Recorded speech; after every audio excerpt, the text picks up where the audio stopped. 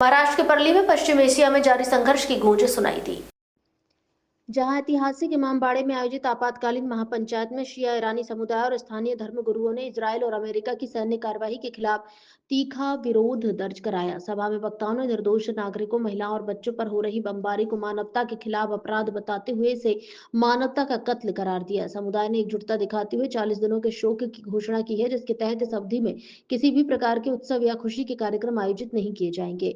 महापंचायत में भारत और ईरान के ऐतिहासिक सांस्कृतिक संबंधों का हवाला देते हुए केंद्र सरकार से अंतर्राष्ट्रीय मंचों पर हस्तक्षेप की मांग की गई और कहा गया कि भारत को इस मानवीय संकट पर अपनी स्पष्ट भूमिका रखनी चाहिए। अयातुल्ला अली खामनेई और भारत के संबंधों का जिक्र करते हुए वक्ताओं ने वैश्विक स्तर पर शांति के बिल की घोषणा के बाद परली में गम और आक्रोश का माहौल है। हालांकि स्थानीय समुदाय के वरिष्ठ लोग शांति और सौहार्द बनाए रखने के लिए सक्रिय हैं।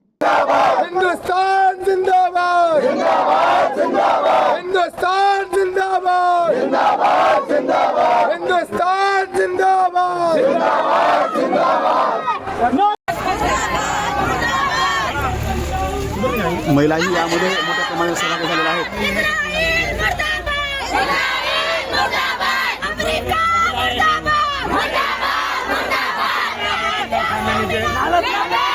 यांच्या हातामध्ये फलक घेऊन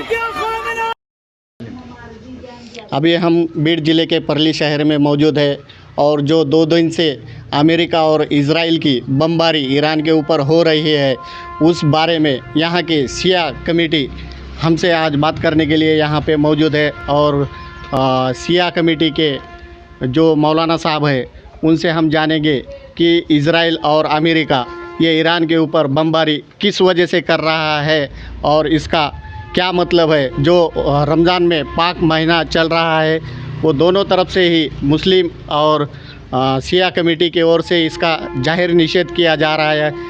हम मौलाना साहब से बात करेंगे। औज़ुबिल्लाहि मिनश्शैतानिर्रजीम, बिस्मिल्लाहिर्रहमानिर्रहीम। जैसा कि आपने रमज़ान के पवित्र महीने का हवाला देते हुए इस घटना को ज़िक्र किया, मैं आपके लिए अर्ज़ कर दूं कि इनका मकसद ये था अमेरिका इज़राइल का। बिल्कुल आप तारीख़ में पीछे जाएंगे 1400 बरस पहले, तो इमाम हुसैन अलैहिस्सलाम से यज़ीद ने बैअत मांगी थी। इमाम हुसैन अलैहिस्सलाम ने कहा कि मुझ जैसा उस जैसे फासिक व फाजिर की बैअत नहीं कर सकता, यानी उसके अपने आप को उसके सामने सरेंडर नहीं कर सकता। तो उसने क्या किया, इमाम हुसैन अलैहिस्सलाम को घेर के करबला लाया। और वाक़या मालूम है आपको, बिल्कुल इसी तरीके से अमेरिका इज़राइल चाह रहे थे यज़ीद की तरह कि खामेनेई और ईरान को अपने घुटनों के नीचे, अपने पैरों के नीचे मतलब झुका दें अपने, और ये हमारे सामने सरेंडर कर दें।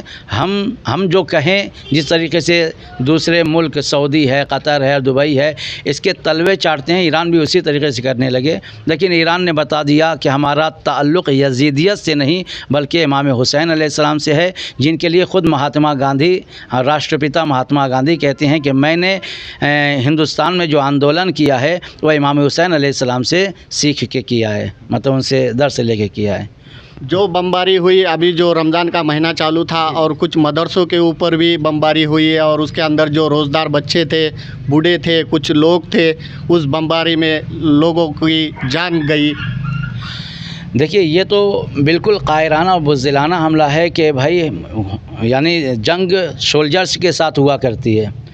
आपने मदरसे पर, बच्चियों के मदरसे पर, हॉस्टल पर हमला करके 148 बच्चियों को शहीद कर दिया। उनका क्या कसूर था? आखिर उनका इनसे क्या लेना देना था?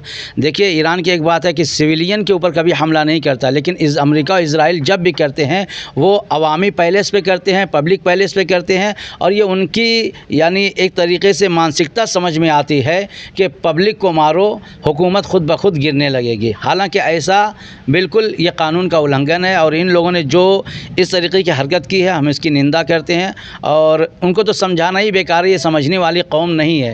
ये कहते हैं कि लात के भूत बात से नहीं मानते। अमेरिका इज़राइल बिल्कुल ऐसे ही हैं। हमारे साथ बात करने के लिए शिया कमेटी के और कुछ लोग हैं, उनसे हम बात करेंगे। बस यही कि दादागिरी, गुंडेगिरी कर रहा है ये अमेरिका, ये ट्रम्प, जो इज़राइल अमेरिका, ये कोई बोलने वाला नहीं है। जो मन मार रहा है वो लोग कर रहा है, किसका साथ भी कर रहा है। तो इसके लिए तो कुछ तो हल निकालना चाहिए, हर कौम उठना चाहिए। अभी ईरान के संबंध अच्छे भारत के साथ में है और ईरान भारत से कुछ मांग करता है कि ईरान के तरफ से भारत ने कोई तो कार्रवाई करनी चाहिए। करना चाहिए, भारत को बिल्कुल ऑब्जेक्शन लेने चाहिए, इस चीज़ पर लेने ज़रूरी है उसको।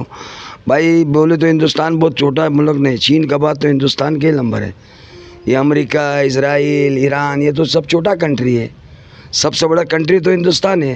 हिंदुस्तान तो ऑब्जेक्शन लेने चाहिए, मोदी को जाने चाहिए, मोदी बोलना चाहिए कि भाई ख़तरा हम क्यों कर रहे हैं, तुम इस कारण क्या है, इसका वजह क्या है। वजह इस कारण इसके लिए कि पेट्रोल, डीजल, गैस उसके लिए कब्ज़ा करने के लिए कर रहा है। दादागिरी, गुंडागिरी हर कौम। आज ईरान पर करा, कल हो सकते है हिंदुस्तान पर भी करना हो, हर कहीं भी कर सकते हो, क्योंकि गुंडे का कोई दादा का कोई है सामना, कोई उठ रहा है क्या? कोई नहीं उठ रहा है। अब देखो फ़लस्तीन के लिए ईरान 58 इस्लामी हुकूमत है, 58 इस्लामी हुकूमत में कोई नहीं उठा सिवाय ईरान का मर्द मुजाहिद। खुमैनी साहब उठा, बलि दे दिया, परिवार को दे दिया, शहीद हो गया, सब कर।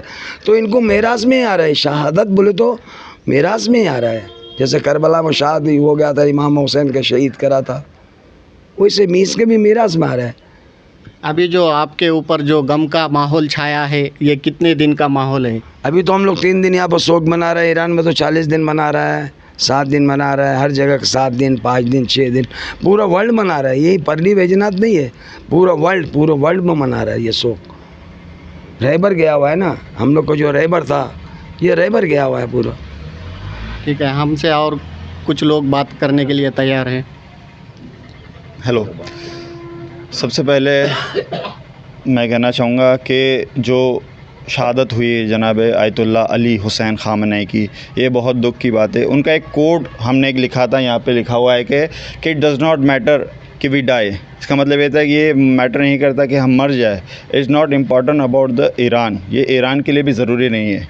इट्स इम्पॉर्टेंट अबाउट द इस्लाम, ये इस्लाम के लिए बहुत ज़रूरी है कि ये लोग जो अमेरिका और इज़राइल जो ये कर रहे हैं, ये बहुत गलत है। और ये चीज़ सिर्फ़ और सिर्फ दुनिया में सिर्फ़ और सिर्फ ईरान ऐसा मुल्क है जो इसने आवाज़ उठाई है, और ये अभी से नहीं है, ये कितने सालों से आवाज़ उठाई है और कितने सालों से इनके ऊपर जंग चल रही है इनके साथ में। और जैसे कि आप लोग जानते हैं कि फ़िलिस्तीन में क्या हुआ है, गाज़ा में क्या हुआ है, वो सारे वीडियो सोशल मीडिया पे फैले हुए हैं। वो इज़राइल क्या कर रहा है बच्चों के साथ, वहाँ के लोगों के साथ, औरतों के साथ, वही चीज़ ईरान के साथ करना चाहता है, लेकिन ऐसा कभी नहीं होगा। इंशाअल्लाह अल्लाह ईरान के साथ है, बिल्कुल वो लोग फ़तह करेंगे। बस मैं यही कहना चाहता हूँ। शुक्रिया।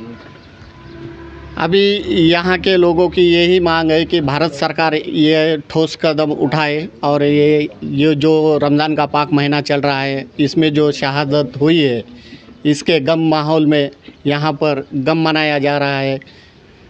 बीड रिपोर्टर, वंदे भारत के लिए गौस शेख।